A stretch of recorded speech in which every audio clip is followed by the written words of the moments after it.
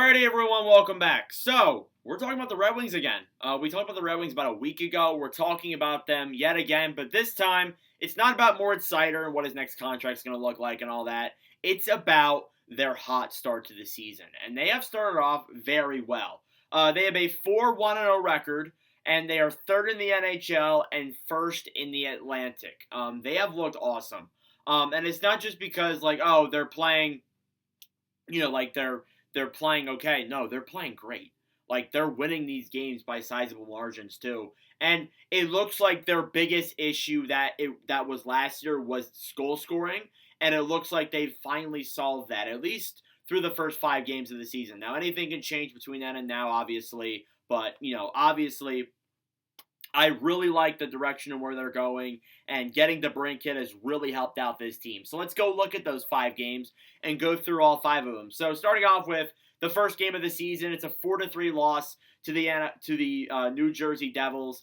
It was a very close game, I'm going to say that. And Devils took the lead late in the third, and Detroit additionally, they played well in that game to start off the season. It was a rough start, but it was still a good first game to build off of. Then in their second game, they played the Tampa Bay Lightning, where they won 6-4. Great game. It was the home opener. It was close, but Detroit won it. Then they took off. They won 4-0 over Columbus. James Reimer came in and stole the show and put up a shutout. Then their next game was against Pittsburgh, a very good game to win. 6-3 W for them. Definitely a game you wanted to win if you're Detroit.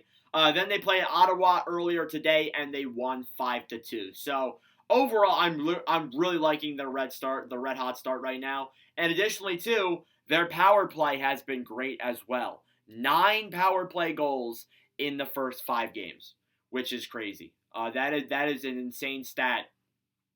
And they have just been, just red hot, as I've mentioned, and just the way they're playing has been great. Now, my only concern that I have is defense, and that's obviously was my concern during the offseason and when I made my season preview and all that stuff. That was my biggest concern with Detroit.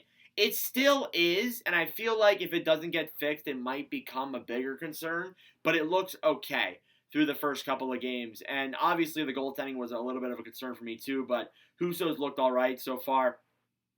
But regardless, obviously, the problem they wanted to solve, as I mentioned, was offense. And they definitely solved that with the way some of these players are playing early on in the season. Now, again, it is 5 games in. You can argue and say, oh, I'm jinxing them. I probably am. Let's face it. I have jinxed teams before on here, not just on here, but on TikTok as well. It's something I do, not intentionally, it just happens. Starting off with Dylan Larkin, who had a great game this past night with 3 points, but adds up to 5 games played, 2 goals, 7 assists for 9 points through those first 5 games played. An amazing forward, signed to a big contract, definitely earning the money on that contract for sure. But yeah, Larkin has looked great for Detroit. Just been the best captain he can be. But the main guy that I want to talk about is Alex DeBrincat. Obviously leaves Ottawa, gets traded to Detroit this past offseason, and he's looked awesome through the first 5 games here. Now, he had no points tonight against Ottawa, but still he played well. He had 5 games played, 5 goals, 3 assists for 8 points, so he is already at a goal per game, which is great numbers for him. And he was the guy, too, that when he was brought into Detroit, he was asked to solve those problems of the goal scoring, of not being able to score much on offense. He was asked to solve those problems, and so far I'd say he's done a very good job at solving them. But obviously it is 5 games in, so we'll see what amounts of that. Another guy that I thought looked good too, and is a acquisition of the offseason, was Shane Gostisbehere. Gostisbehere really showing what he was in Arizona during the past couple of seasons. In 5 games played, he has 2 goals, 4 assists for 6 points, and the other night too, he had 1 goal against Ottawa, so he's looked great for Detroit. And I've liked him. He's been one of my favorites since his days with the Philadelphia Flyers. And obviously, Gostisbehere, it makes me happy to see him doing well in a place like Detroit for sure. Definitely a great town to do well in. And then you got Moritz Seider there too. Seider, he had 5 games played, 1 goal, 4 assists, 5 points. Seider's looked great defensively and offensively as well. He's one of those defenders that can do both. Definitely the number 1 guy there on Detroit. And then finally, to wrap up your top 5 scorers, you got Andrew Kopp. who had 5 games played, 3 goals, 1 assist, 4 points. I thought Kopp looked good through the first couple of games and definitely playing well as a top 6 forward for sure. But yeah, overall, goal scoring has not been a problem. They got 3 guys with over a point per game, 1 guy with a point per game. So obviously they're playing well offensively. We just got to see if it holds out. Because obviously last year we saw something similar to this where Dominik Kubalik had a crazy run during that first couple of games in the season. And it obviously cooled off. We'll see if that happens for Detroit. But honestly, with the way they're playing right now, I don't think so. To be brutally honest with you, I don't think that happens.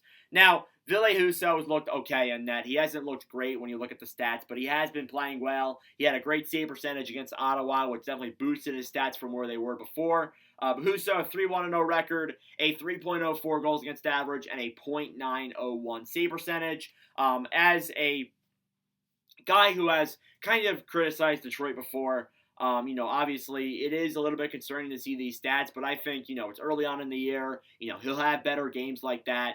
And I think definitely he's going to play better like he did in Ottawa this past night.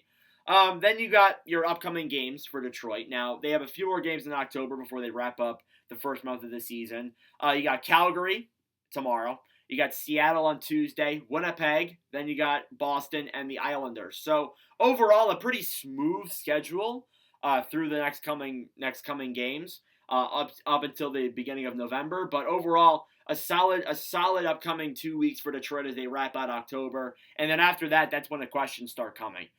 Is November, are they going to stay consistent or are they going to fall off a cliff like they have in previous Novembers? So obviously that is something that I'm definitely looking at there if I'm Detroit. But regardless, they have started out very well to the year. I really like the way they're playing. Hopefully they can keep it going and eventually make the playoffs, which is eventually their end goal. But honestly, if they don't, I don't think there's pressure for them too.